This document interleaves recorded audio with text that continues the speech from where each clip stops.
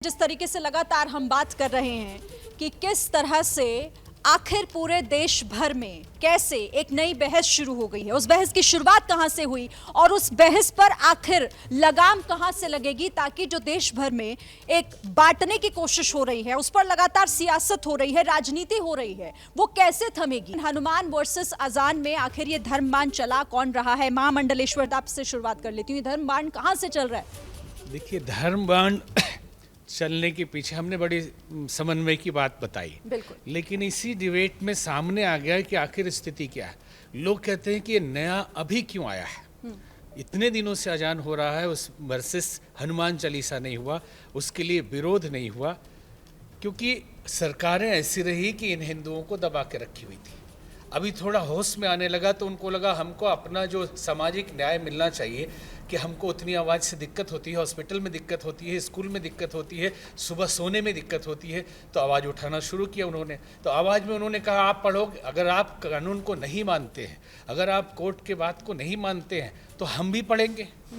ये संघर्ष। और दूसरी बात, कई डिबेट में भी हमने सुना कि अभी नवरात्रि में तलवारें कहाँ से लहरने लगी जुलूसों में जी। बचपन से हमने देखा है कि नवरात्रि में तलवार पूजन होता है और तलवार लेके बड़ी शांति पूर्वक वो लोग अपने देवी स्थान पे जाते हैं, जुलूस निकालते हैं। आज से नहीं, अब 30-35 साल से हम देखते आ रहे हैं। कांतानंद जी, मैं आपको एक इसलिए यहाँ पर रोकना चाहती हूँ क्योंकि मैंने कई बार जब अपने शो के दौरान इस तरह की शोभा यात्रा निकलती हुई देखी, हमारे रिपोर्टर्स ने जब उनसे पूछा कि ये तलवार, इस तलवार का मतलब क्या हो जाता है शोभा यात्रा में, नहीं पता उनको। बल्कि मैं आपको बताती हूँ, वो ये कह रहे थे कि ये हमारी सेफ्टी के लिए, अगर कुछ होता है तो प्रतिकार हम इससे करेंगे। तो आप सोचिए फिर क्या हो रहा है। मालूम नहीं है, लेकिन ये परंपरा बहुत पहले से चली आ रही है, उनको जानकारी देने की जरूरत है कि ये हमारा स्वाभिमान है। रक्षा के लिए तो है, आत्मरक्षा के लिए, तो किसी पे प्रहार करने के लिए नहीं है, आत्मरक्षा के लिए।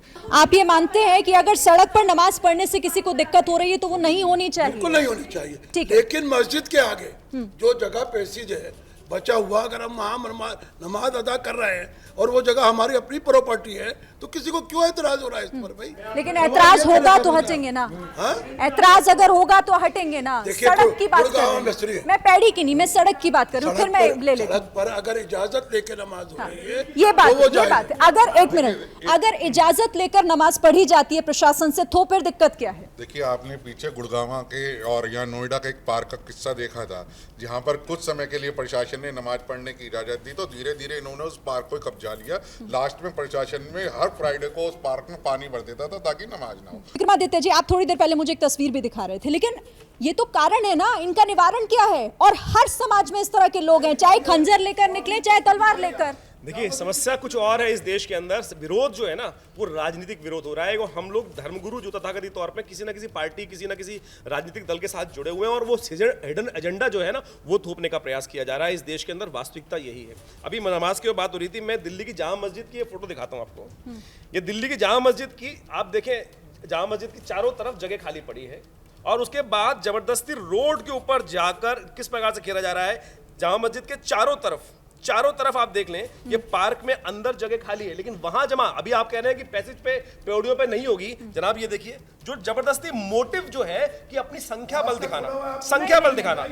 देखिए, सुनिए, और साथ में ही चाहूंगा कि आज मुसलमानों को विरोध क्या है? मुझे बताइए, इस देश में क्या नहीं दिया मुसलमानों को? इस देश ने क्या नहीं दिया मुसलमानों को? नहीं, हम बात उसकी नहीं कर। एक मिनट, विक्रमादित्य जी वो कह रहे हैं, वो ये कह रहे हैं, विरोध कहाँ है? अरे हमारा देश हमारा है, आपका विरोध है ना। अलीमुद्दीन जी, माइक मेरे पास है। अलीमुद्दीन जी, माइक मेरे पास है, आपके पास लेकर आऊंगी, बात रखिएगा। विक्रमादित्य जी, एक मिनट, पॉइंट टू पॉइंट बात करते हैं। मैं अंबर ज़ैदी से सवाल पूछ रही हूँ। ये राजनीति अगर होती है तो कौन शुरू करता है? अंबर ज़ैदी, देखिए शिरीन, हम जब बात करते हैं इस देश की, और यहाँ पे सब बहुत गर्व करते हैं कि हम भारतीय हैं, और अभी मौलाना साहब कह रहे थे देश हमारा, बिल्कुल हम सबका देश है और बराबर से संविधान हम सबको बहुत सारे अधिकार देता है, लेकिन उस अधिकारों के साथ जो ड्यूटीज आती है ना, वो हम नहीं मानते। मैं मानूंगी कि भाई मेरा अधिकार है कि मैं कुछ भी बोल सकती हूँ, लेकिन मैं जब तक बोल सकती हूँ जब तक आपके अधिकारों का हनन ना हो। हमें एक जिम्मेदार नागरिक होने के नाते दूसरे के लिए परेशानी नहीं क्रिएट करनी। ना तो इस्लाम कहता है कि आप सड़कें रोक के या सड़कों के बाहर या प्रीमिसेस के बाहर नमाज पढ़ो, और ना ही हमारा संविधान कहता है। तो हम कहाँ से अच्छे हुए कि आपको दिक्कत नहीं है? कितने सारे ऐसे केसेस हैं कि किसी की जान चली गई, कोई एम्बुलेंस में फंसा हुआ है, तो ये हमारी खुद की एक इंसान होने के बिना तो हमारी ड्यूटी है ना कि हम खुद, जरूरी नहीं है पुलिस हर वक्त आपके ऊपर डंडा लेके खड़ी रहेगी। आप जामिया में चली जाइए, आप ओखला इंडस्ट्रियल एरिया, ओखला मंडी के पास चली जाइए, आपको हर जुमा रोड ब्लॉक मिलेगा। नहीं, मैं ये कह रही हूँ कि ये तो फिर प्रशासन का फेलियर हुआ ना। तो प्रशासन हर जगह थोड़ी ना जाएगी, नियम कानून बने हैं। अब प्रशासन किस किस मस्जिद में जाएगी आप बताइए, कहाँ कहाँ जब नियम कानून बने हैं तो फॉलो करना किसकी जिम्मेदारी है? आपकी, मेरी जिम्मेदारी है ना। तो पुलिस, बस पुलिस का काम रह गया कि आपके पीछे नमाज के लिए लगी रहेगी, और कोई काम नहीं है। सबसे बड़ी दिक्कत है महिलाओं की सुरक्षा। क्या आप लोग कहते हैं कि भाई हम लोग अपना मेंटेन करेंगे, आप महिलाओं की सुरक्षा में काम कीजिए, आप ट्रैफिक कंट्रोल कीजिए, आप और बहुत सारे काम है उनको कीजिए। हमारे देश में इतने सारे मसले हैं जिनके लिए पहले ही पुलिस की संख्या आधी है जितनी हमें रिक्वायर्ड है, केसेस की पेंडेंसी उतनी ज्यादा है, हमारे पास जजेस नहीं है, और आप ये रकस क्रिएट करेंगे तो किस तरह के जिम्मेदार नागरिक है? आप सबूत दीजिए ना कि आप जिम्मेदार नागरिक हैं। आप पॉलिटिक्स में भी हैं, आप धार्मिक गुरु भी हैं, किस तरह की भाषा का आप इस्तेमाल करें, किस तरह का मैसेज आप युवाओं को दे रहे हैं, जो लोग हमें देख रहे हैं उनको दे रहे हैं। ये बहुत महत्वपूर्ण है कि जिम्मेदारी हर नागरिक की है। देखिए शरीन जी, इतना गंभीर मसला है, आप इसको हिंदू मुसलमान हर जगह यहाँ कह रहे हैं। आप मौलाना साहब मुझे आज एक बात बताइए इसी चैनल के माध्यम से, और जरा गौर करके सुनिएगा। मुझे बताइए, ये देश इन भविष्य इन बच्चों को आपने बोला है और ये है, तो आप मुझे बताइए इस देश के अंदर एक कानून होना चाहिए नहीं होना चाहिए? बोलिए आप पहले, आप जवाब दीजिए। एक होना चाहिए, कानून होना चाहिए, नहीं होना चाहिए? मैं उनके बीच में जाऊंगी। चलिए ठीक हाँ, है, मैं जाती हूं अभी। दूसरा, ये रोहिंगा जो आके बांग्लादेशी बाहर से आए हैं, सीए कानून बनाया है मोदी जी ने, विरोध करके सड़कों पे शाहीन बाग खड़ा कर दिया। तीसरी बात, आप जब एक कानून है 2 बच्चों का है तो आपका 2 बच्चों कानून मानने में क्या बुराई है? तीसरी बात, देखिए सुन लीजिए मौलाना साहब, आप एक मत रखिए, एक एक करके जवाब देना। तीसरी बात, देखिए इस देश के अंदर हिंदू मुसलमानों ने कभी एक दूसरे को ये नहीं कहा अब हम खुल के हम उनका विरोध कर रहे नहीं। और जैसा अभी हमारे भाई ने कहा, ये देश सनातन देश है, इस देश का आज का नहीं है, ये देश सनातन है। और मैं सनातनी बता दूं, हम ब्रह्मा जो सृष्टि करता पुष्कर में है और अजमेर शरीफ है, हमने कभी नहीं देखा, हम भी जाते हैं वहां, और एक दूसरे वहां के मौलाना से सूफी संत हमारे साथ बैठ के उसी पीस कमेटी में बैठते हैं। तो देखिए ये विरोध नहीं है, लेकिन विरोध इस बात का कि इस देश की जनता को, इस देश के भविष्य को क्यों नहीं एक कानून, एक झंडा, एक चीज, एक बात नहीं माने, क्यों विरोध करते हैं? सवाल यही है ना, सवाल यही है कि जब सब साथ में हैं तो फिर ये विरोध और इस तरह की राजनीति और उसमें समाज को कैसे नुकसान। मैं दर्शकों के पास, मेरे साथ यहाँ पर कुछ स्टूडेंट्स भी हैं, इनसे बात कर लेते हैं। आपसे पहले मैं पूछती हूँ, बताइए जब इस तरह की डिबेट होती है तो आप लोगों के मन में क्या चलता है जब ऐसे मुद्दे समाज में उठते हैं? तो मैम, सबसे पहले तो मैं ये कहूँगी कि हमारे देश में, हमारे कॉन्स्टिट्यूशन में फ्रीडम ऑफ स्पीच का हक सबको है, लेकिन उस फ्रीडम ऑफ स्पीच के नाम पे जो डिफॉर्मेशन की जाती है, लोगों को बदनाम करने की कोशिश की जाती है, हमारे खुद के प्रधानमंत्री को बदनाम करने की कोशिश की जाती है, तो वो चीज़ कहीं ना कहीं गलत है। और रिलीजन के बेस पे तो बिल्कुल भी जो है मुद्दा नहीं बनाना चाहिए, ये बाकी मुद्दों से भटकाने की साजिश है कहें कि राजनीतिक पार्टियों की। आप बताइए। मैम, मेरा ये कहना है कि अभी सर ने यहाँ पे बोला था कि हमने इतना दिया है मुसलमानों को, तो सर आप ये कहना चाहते हैं एक तरीके से कि सही में अभी देश सिर्फ एक ही रिलीजन पे चल रहा है? जैसे अभी उन्होंने बोला कि यहाँ पे सारे रिलीजन एक ही समान है यहाँ पे, तो उन्होंने बोला कि जैसे वोट देना हमारा एक ही, सबका सेम होता है, तो आपने अभी ये बोलने की कोशिश करी है कि सर एक ही रिलीजन का यहाँ पे डोमिनेंस चलता है। ऐसा नहीं है सर, ये कंट्री में सारी सोवरेनिटी है, यहाँ पे सारे रिलीजन एक ही समान माने जाते हैं यहाँ पे। आप इन सबको देख रहे हैं, ये सब अलग अलग धर्मों से हैं। अब हर कोई एक देश के अंदर सबका अपना धर्म से एक अटैचमेंट होता है, राइट? बट उस अटैचमेंट से हट के हम लोग देखें, ये लोग इतने भड़के हुए हैं, क्यों भड़के हुए हैं? क्योंकि इन लोगों को इस चीज़ का सलूशन नहीं मिल रहा है। क्या नाम क्या है आपका? सुजैन कश्यप। सुजैन, बहुत महत्वपूर्ण बात बोली है। और विक्रमादित्य जी, अब आप मुझे बताइए, फिर एक एक करके मैं रिएक्शन बाकियों से भी लूंगी। सल्यूशन नहीं है क्या जो ये लोग कह रहे हैं? ये बच्चे हैं छोटे, हमारे पास निवारण नहीं है क्या इसका? निवारण क्यों नहीं है, मुझे बताइए ना। इस देश के अंदर पिछले, अगर आज़ादी के बाद का सेवल देख लें, और आज जो विषय चल रहा है अजान और इसका, मुसलमान का, है क्यों? वास्तविक तौर पे अजान और हनुमान का कोई डिफरेंस नहीं है, सब अपने अपने धर्म को पालन कर रहे हैं, बड़े आनंद से पालन कर रहे हैं, कोई दिक्कत नहीं। लेकिन दिक्कत वहां जाती है जहां राजनीति करने शुरू कर देते हैं, जबरदस्ती मोदी का विरोध करना शुरू कर देते हैं। मैं आपको एक फैक्ट डाटा देता हूं, अगर इन सबके सामने बैठ करता हूं। पिछले 70 सालों में इस देश में विभिन्न पार्टियों ने राज किया, और इस देश के अंदर मुस्लिम जो माइनॉरिटी कमीशन था, माइनॉरिटी जो बेसिकली मिनिस्ट्री रही है, उसके अंदर बजट रहा करीब करीब 1000 करोड़ के आसपास का, 700 करोड़ के आसपास का बजट रहता था। 700 करोड़ बजट वो किस में खर्च किया जाता था? 2012 से पहले की बात। वो 700 करोड़ का जो बजट होता था वो केवल हज यात्रा के ऊपर खर्च किया जाता था, मुसलमानों को लाभ देने के लिए, कि मुसलमानों के नाम पे माइनॉरिटी कमीशन के द्वारा काम किया जा रहा है, और हज यात्रा पे 700-800 करोड़ रुपए खर्च कर दिए जाते थे। मोदी जी आए और उन्होंने उस व्यवस्था को बदला, और आपको जान के आश्चर्य होगा कि पिछले 5 सालों में 22,000 करोड़ रुपए सरकार की तरफ से खर्च किए गए हैं मदरसों के मॉडिफिकेशन के लिए, मदरसों की एजुकेशन क्वालिफिकेशन करने के लिए। वो बात आपकी ठीक है, मैं ये कह रही हूँ आप ठीक है, ये तो मुस्लिम भी जानते हैं, और जब वोट देने के बाद नहीं, आप चुनिंदा लोगों को कहकर एक पूरे समाज को हम नहीं कह सकते ना। मैं ये कह रही हूँ कि हमारे पास इसका निवारण नहीं है क्या, जल्दी से फिर बाकी लोग। अगर आज हज यात्रा के ऊपर जिस प्रकार से मोदी, अरे आप लोग फिर शुरू हो गए, आप लोग फिर चिल्लाने लग गए। आराम आराम से बात कीजिए ना, आराम आराम से। रहमानी जी, घूम फिर कर उंगली आती है आप पर, क्योंकि राजनीति सियासत से यहाँ पर आप ही हैं। मतलब ये राजनीति धर्म में कैसे घुस गई, ये बताइए ना। तन बैरागी मन अनुरागी, कदम कदम दुश्वारी है, जीवन जीना सहल न जानो, बहुत बड़ी मक्कारी है। मक्कार कौन है यहाँ? हमने धर्म के कपड़े पहन रखे हैं और अंदर से हम सियासी हैं, ये है मक्कारी।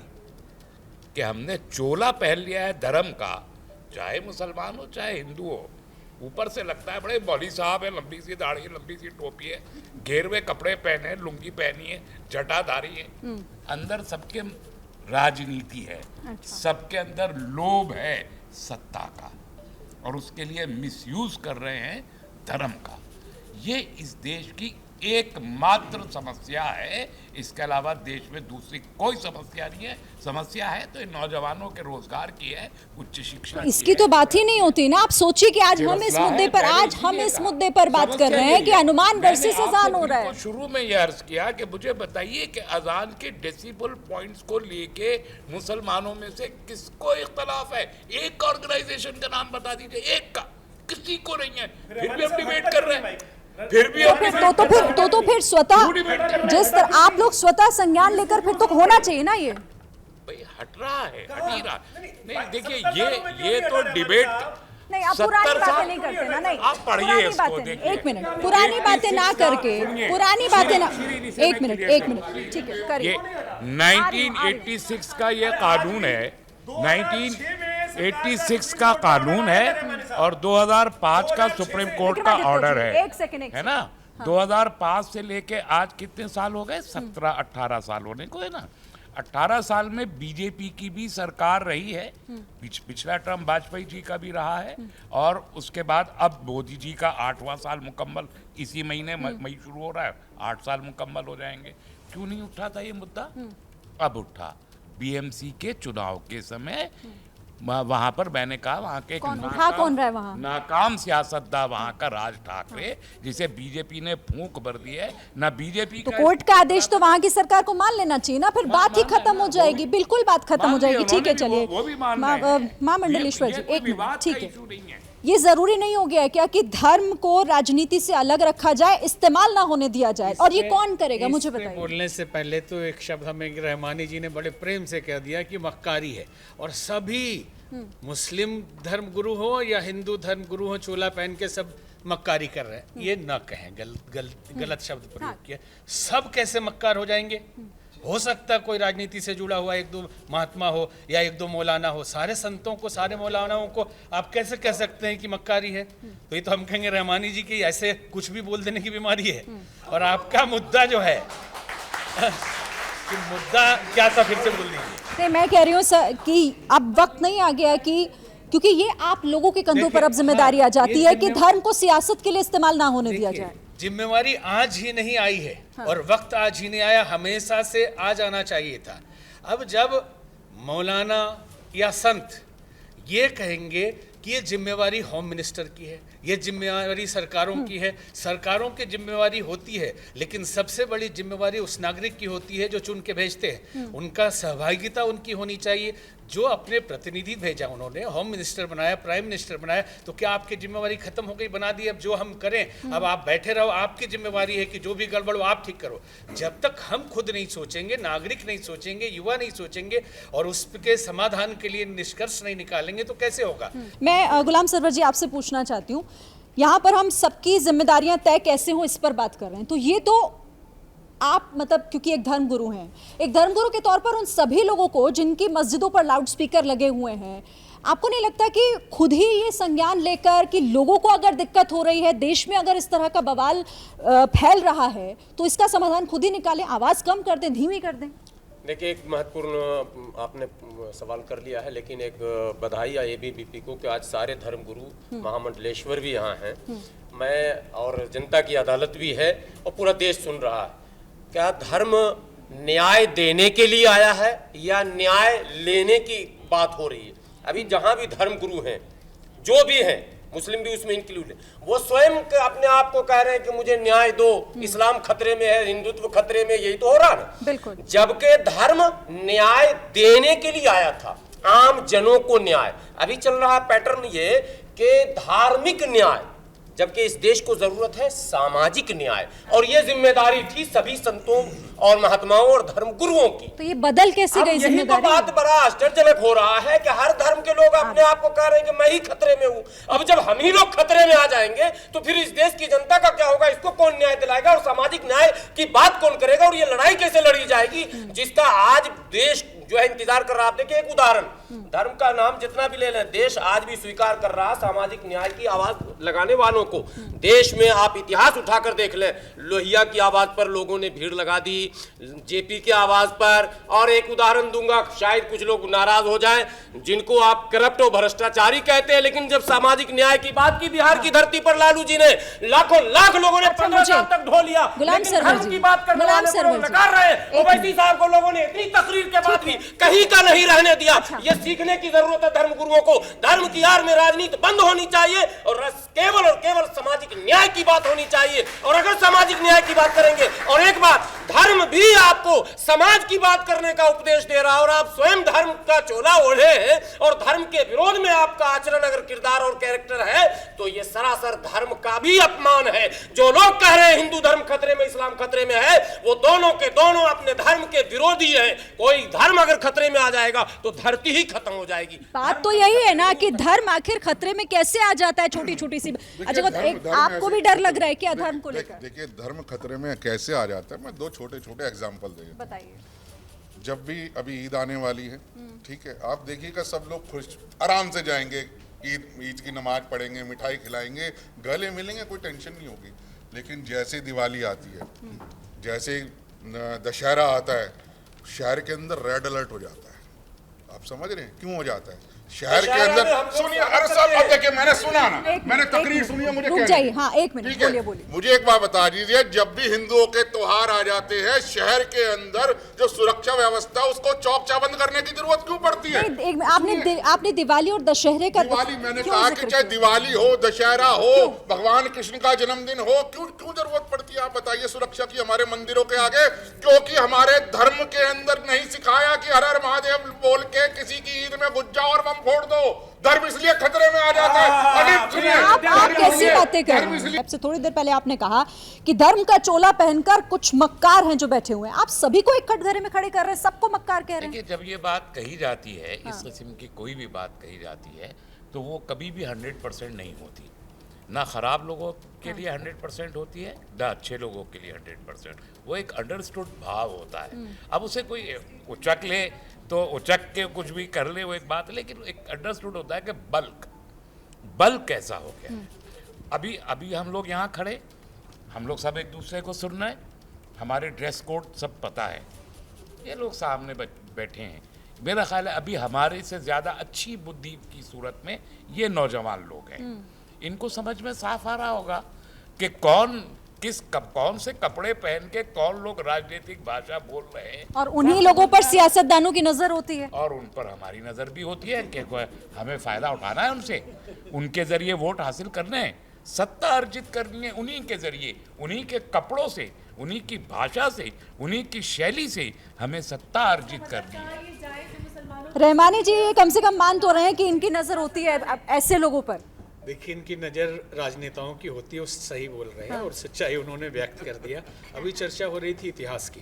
पाकिस्तान में जो इतिहास पढ़ाया जाता है, शायद आप जानती हो, बच्चे नहीं जानते होंगे, कि वो हिंदुस्तान उनका कल्चर नहीं है, वो अरब से आए लोग हैं, और वहाँ गोरी और औरंगजेब यही पढ़ाया जाता है।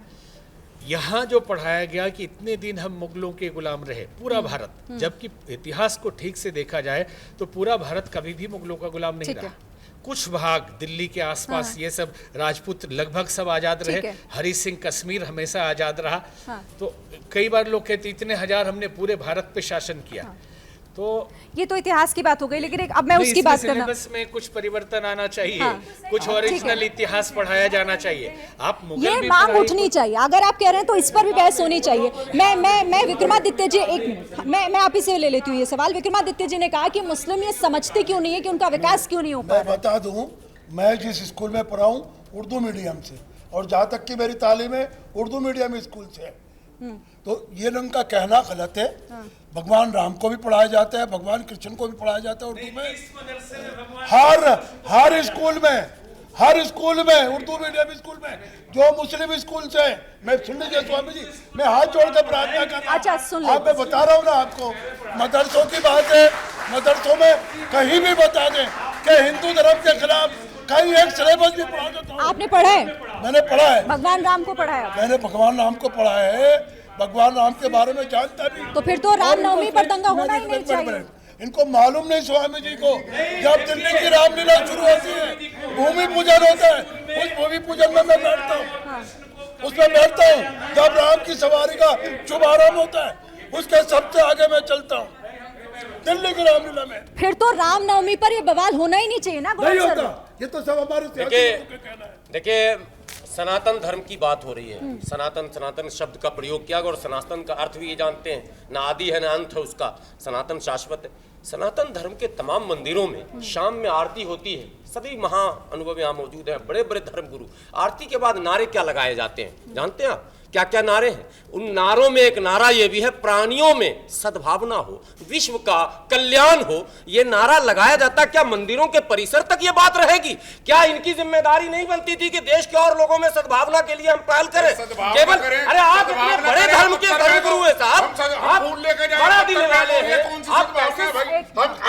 एक बात बताइए, सद्भावना के लिए हमारी तो प्रेयर में ही है। इन्होंने कहा, हम तो कह रहे हैं विश्व का कल्याण हो, पूरा विश्व को मानते हैं, लेकिन ये क्या कहते हैं? नहीं, ये क्या कहते हैं? सिर्फ अल्लाह ही हो, अल्लाह का ही शासन और कोई भी ना हो। ये कौन सी सद्भावना है? एक मिनट, मैं आ रही हूँ, मैं आपके पास आ रही हूँ। माइक लीजिए, आप इतना चलाइए। अजाब की बिना सुनाई नहीं आती ना। नहीं, आराम से, आराम से। मुझे एक बात बताइए, आप लोगों को बताइए, हम लोग लिबरल कहते हैं चेंज आना चाहिए। सामने आपके सामने अंबर जैदी खड़ी है, बुरके के ऊपर आप लोगों ने जितना बुरा हाल कर रखा है इसकी तारीख में, क्या इनको जीने का हक नहीं है? आप इनको जीने का हक नहीं है क्या? जबरदस्ती बुरके के ऊपर जो बात करते हैं, मैं कहता हूं इतनी गर्मी में यदि आपको बाहर खड़ा कर दिया जाए, आधे घंटे में आपकी नानी याद आ जाएगी। अंबर जैदी जैसी लड़कियों को जीने का हक नहीं है क्या? मुझे बताइए, मोदी जी ने ट्रिपल तलाक खत्म किया, और अब बुरके के ऊपर एक हाई कोर्ट ने ट्रिपल तलाक खत्म किया नहीं क्या? आ गया आप साथ में हो, ट्रिपल तलाक के साथ में हो, आप ट्रिपल तलाक के साथ में हो। जवाब ले लेते हैं। जवाब वो पूछ रहे हैं, आप हैं साथ की नहीं है? पर्दे का हमारा क्या अधिकार है? हमारे धर्म तो अंबर जैदी का भी तो है ना। अंबर जैदी का भी है। अंबर जैदी का मजहब अलग है, मेरा मजहब अलग है। अंबर जैदी का मजहब अलग है, एहले तशी है, मैं मुसलमान हूँ। फर्क है हमारे एशिया है। मैं कहता हूँ, इनको बुरा लगे बुरा लगे, और शियाओं को बुरा लगे बुरा लगे, मैं खुलेआम कहता हूँ, मेरा मजहब मुझे मुबारक, इनका धर्म ये भगवान का। यही तो सबसे बड़ी बात है ना, सबके मजहब का सम्मान होना चाहिए। तो किसी की बात नहीं जा पाएगी। देखिए, एक नेशनल टेलीविजन पर अभी मौलाना साहब ने मुझे अपने धर्म से अलग कर दिया, और अभी कोई और कहेगा ना, तो अभी मेरे पास इतने सालों में इतनी धमकियां आई है कि मैं इस्लाम को बदनाम कर रही हूँ। अब पूरी दुनिया है, पूरा देश जो कहता है मैं इस्लाम को बदनाम करती हूँ। अभी मौलाना साहब ने कह दिया कि मैं इनके धर्म से नहीं आती, मेरा धर्म अलग है, और सब कुरान एक है और अल्लाह एक है, रसूल एक है। इन्होंने नेशनल टेलीविजन पे कहा कि मैं अलग हूँ। ये आप सबके सामने हुआ है नेशनल टेलीविजन पे। दूसरी सवाल, दूसरा, मैं पर्दे पे आती हूँ। आप जब बात करते हैं हिजाब बुर्के की, मैं आप पहले आप बहुत देर से बोल रहे हैं, मैं शांति से आपकी बात कर रही हूँ। आपने बहुत बदतमीजी से बात रखी है, आप बहुत लायक एहतराम है, लेकिन आपका एहतराम बनता नहीं, क्योंकि की बेतुकी और बेहुदी बातें आप करते हैं।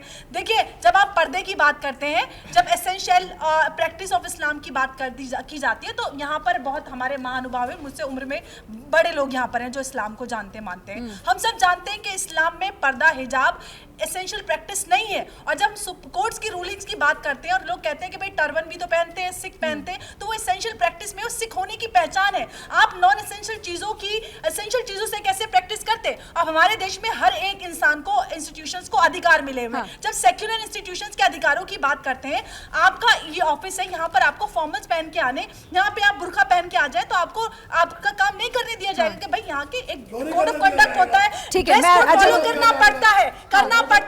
प्राइवेट इंस्टीट्यूशन, सेक्युलर इंस्टीट्यूशन के आदाब होते, नियम कानून होते, उनको फॉलो करना पड़ता है। नहीं करना होता तो आप जाके नहीं, तो आपने तो ये कह दिया अगर हिजाब नहीं पहन रही है तो आपने उन्हें धर्म से बाहर कर दिया।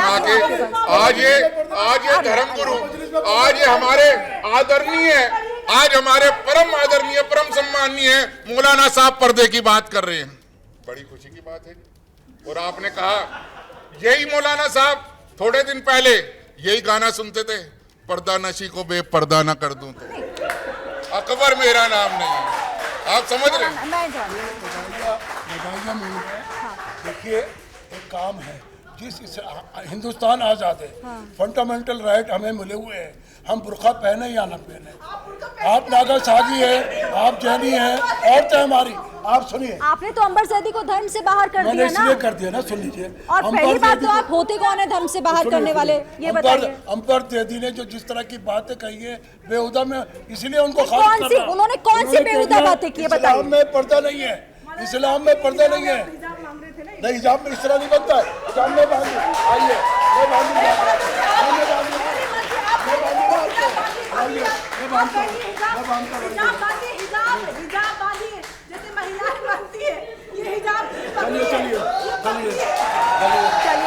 चलिए अपनी बात पूरी कीजिए। मैं बात कर रहा हूँ कि हिजाब इस्लाम में आज़ादी नहीं है औरत को।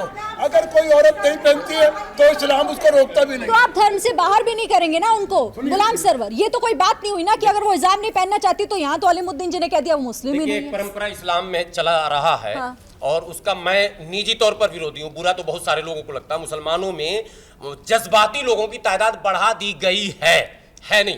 देखिए, इस्लाम में साफ शब्दों में कोई अगर अपने अमल से इनकार करता है, वो खुद ब खुद जहां जाना चला जाता। लेकिन यहाँ क्या बनाएगा जानते हैं? मैं तुम्हें निकालता हूं। अबे तुझे किसने ये अधिकार दे दिया? तू मुझे निकालेगा। निकलना ना निकलना। और इतना कट्टर धर्म हो जाएगा इस्लाम कि एक आदमी ऑर्डर करके बैठेगा, एक आदमी लठ लेकर बैठा है, इसको निकाल रहा हूँ, ये काफिर है, इस पर फतवा दे रहा हूँ। यही तो दिक्कत है, यही सबसे बड़ी दिक्कत है। अंबर सर, एक सवाल ये बनता है, अगर मैं मुसलमान नहीं तो किस अधिकार से मैं पिछले 8 सालों से दुनिया के हर कोने से और हर इदारे से हर मुसलमान से गालियां और धमकियां सहती हूँ? किस बात के लिए धमकियां मिलती है मुझे? अंबर सर, वो आपको हिजाब नहीं पहना पाए, आपने भगवा पहना दिया अलीमुद्दीन जी। ये इस देश की जीत है, ये इस देश की जीत है। ये भगवा इस देश की पहचान है। जो लोग कहते हैं कि भगवा बीजेपी आरएसएस की पहचान है, भगवा सूफी संतों की और कुरान में सबसे पसंदीदा कलर है भगवा। उन्होंने आपके सम्मान में पहन लिया ना। आना नहीं, क्योंकि उनको हिजाब नहीं पहनना। हिजाब महिलाओं को पहनाएंगे, खुद पट कर साफा लगाएंगे। जरा बुर्का हिजाब पहन के दिखाइए इस 47-49 डिग्री में, तो मैं मानूंगी आपको कि आप बहुत बड़े धर्म आप पहनिए, एक दिन घूम के आइए मार्केट में, तब मानूंगी कि बहुत अच्छा है। मैं आती हूँ, इधर भी मेहमान है। पर्दा कुरान कहता है, कुरान में जो आयत आई है सबसे पहले मर्दों को हुक्म है कि अपनी आंखों को नीचा रखें। औरतों को नहीं कहा गया कि बुर्का, हिजाब या तंबू या टायर को या टेंट पहन लीजिए। ये बात समझने की है मर्दों को कि अपनी आंखों को नीचा रखिए, चाहे वो लक्ष्मण है या आप अलीमुद्दीन है। बताइए, कुरान में इस बात का जिक्र है या नहीं? ऐसा है, कुरान में आंखों के पर्दे का जिक्र है या नहीं? कुरान दस्तूर इस्लाम है। कुरान पूरा हमारा अलिफ से लेकर ये तक सिखाता है क्या पहनना है, क्या ओढ़ना है, क्या किस मसले पे चल रहा है। नहीं, आप सीधे बताइए ना, आंखों का पर्दा है या नहीं? हमारे यहाँ जरूरी लाजमी है, चाहे वह बुर्खे से हो या चादर से हो। नहीं, आप फिर वही बात हाफिज करें। साहब है, या आंखों हाफिज का साहब है। एक मिनट, आंखों का पर्दा हाफिज साहब से उतारने ठीक हैं। बोल रहे हैं, एक सवाल अभी एक मिनट सबको रुकिए, एक अभी मिनट। सारी चीज हो जाएगी। हाफिज साहब सिर्फ इतना बताइए, चांद के मामले में बताइएगा, दोनों स्कॉलर हैं, दोनों स्कॉलर हैं। पूछिए। इस्लाम धर्म में 2 औरतों की गवाही एक पुरुष के बराबर क्यों कर रखी है? यानी कि इनका मतलब यह है 2 औरतें मिलकर एक पुरुष के बराबर है, जबकि भारत का संविधान पुरुष को और महिलाओं को बराबर का हक देता है। मैं बात बताइए, अब बताइए क्यों है 2 औरतें एक पुरुष के बराबर क्यों मानते हो आप? बताइए। देखिए आरोप लगा देना बहुत बताइए सच है। सुनिए ना, आप जवाब ले लो। एक सेकंड सर, एक सेकंड, आप जवाब लेते। बहुत आसान है। आप ये बताइए श्री जी, पिता के ना हाँ ना नहीं चलता यहाँ। पिता के संपत्ति में सबसे पहले महिला को अधिकार किसने दिया भारत में? संविधान ने दिया। आपने दिया। पिता की संपत्ति में बेटी का अधिकार था क्या? हमको सिखाएंगे आप? हमको सिखाएंगे? इस्लाम ने पहले कहा बेटी को पिता के संपत्ति में अधिकार है, लेकिन वो डबल का बात है। वो बराबरी की बात 2 महिला। देखिए पूछिए, यस 2 महिला और 1 पुरुष बराबर है, ये कैसी सोच है? मैं सुप्रीम कोर्ट में याचिका करता हूँ यूनिफॉर्म सिविल कोड के लिए। कहते हैं कि हम विरोध करते हैं। सुप्रीम कोर्ट यूनिफॉर्म सिविल आपका विरोध तो बुर्के में अभी सामने कर दिया। मैं कह रहा हूँ अभी बुर्के में विरोध कर दिया उन्होंने। बुर्का पहनने को तैयार नहीं है, जबरदस्ती आपको बोरे के अंदर बंद करती है, जबरदस्ती बोरे बंद करने की बात कर रहे हैं, खुद बुर्का पहनने को तैयार नहीं है। यूनिफॉर्म सिविल कोड में भी जो धमकी दे रहे हैं, ये साफ साफ दिखाई देता है देश में बलवा। आज लेटर आया है ना, आज लेटर निकाला है आप लोगों ने, इस देश के प्रधानमंत्री को और गृह मंत्री को लेटर लिखा है। श्री देखिए, कल का मैं एक रायबरेली का आपको केस बताती हूँ। रजिया के साथ 3 बार उसके पति ने तलाक दिया।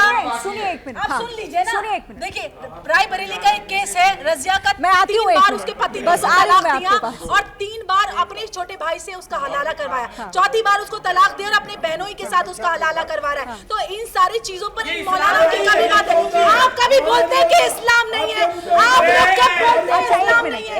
आप लोग आवाज उठाते हैं महिलाओं के लिए, आप कभी ऐसे मर्दों के खिलाफ भी फतवा निकाल दीजिए। देखिए हमारा मानना ये है, हमारा सीधा मानना ये है कि यूनिफॉर्म सिविल कोड आना चाहिए। इनको ये माइनॉरिटी नहीं है, मुस्लिम माइनॉरिटी नहीं है, देश की दूसरी सबसे बड़ी। इस देश के संविधान के अनुसार एक पॉइंट सिर्फ है पूरे संविधान में जिसमें सरकार को यह अधिकार प्राप्त है कि वो यूनिफॉर्म सिविल कोड करे। अगर सरकार करना चाहती है स्वागत, ये विरोध नहीं होगा, लेकिन इस देश में सूटेबल नहीं है। इस देश का जो मौजूदा स्वरूप है, सभी धर्मों के अलग अलग कोड है, ये कुप्रचार करते हैं। मुस्लिम पर्सनल लॉ बोर्ड है, अरे हिंदू पर्सनल लॉ बोर्ड भी है। आलिमुद्दीन जी, आप इस मतलब आपको भगवा पहनाया अंबर ज़ैदी ने, आपने वापस कर दिया क्या? नहीं। आप कहती है मैं तो दोबारा सम्मानित कर लेता हूँ और दोबारा बांध लेता हूँ। अब ये तो काबिल है। अब वापस नहीं दूंगा इनको, अब वापस नहीं दूंगा ये। अब ये इनका तोहफा है, ये इनका हत्या है और ये इनका इन्होंने जो मुझे सम्मान दिया। मौलाना साहब, आप ये बात ये करें इस देश के अंदर कि किसी को भी इस धर्म से निकाले ना। आप समस्या ये, आप लोगों ने आज बहुत गलत एक बात देखो, इतनी बढ़िया बात कर रहे हो, लेकिन आज बेटी को ये कहा आपने कि मैं धर्म से निकालता हूँ, ये गलत है। मैं आपके बेटे से भी छोटी हूँ, मैं बताइए। देखिए, इन्होंने मुझे धर्म से निकाला, मैंने अपनी संस्कृति को, जो हमारे देश का इसकी संस्कृति है, उसको प्रस्तुत किया है। हमारे यहाँ ये ना कि कोई आपके और जो आप मुझे अलग कर रहे हैं, तो मैं अच्छा मैं अली की फॉलोवर हूँ, मैं बताती हूँ। हज़रत अली हमारे खलीफा है, हज़रत अली हमारे खलीफा है, दूसरे अफ़ज़ल सल्लल्लाहु अलैहि वसल्लम के दामाद है, आपके भाई है। मैं आपका सम्मान करता हूँ। हज़रत अली आपसे ज़्यादा हमारे बड़े। जोर से बोलिए, हिंदू मुस्लिम एकता जिंदाबाद, हिंदू मुस्लिम एकता जिंदाबाद, हिंदू मुस्लिम एकता जिंदाबाद, हिंदू मुस्लिम एकता जिंदाबाद, हिंदू मुस्लिम एकता जिंदाबाद। ये एक भारत है, ये एक भारत है।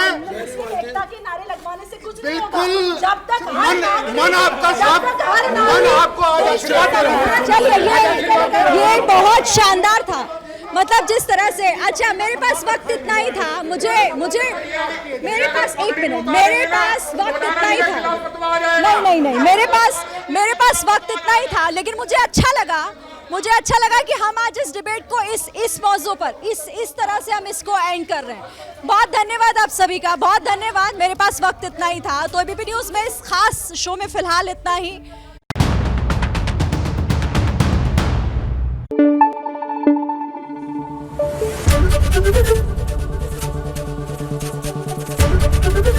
एबीपी न्यूज़ आपको रखे आगे।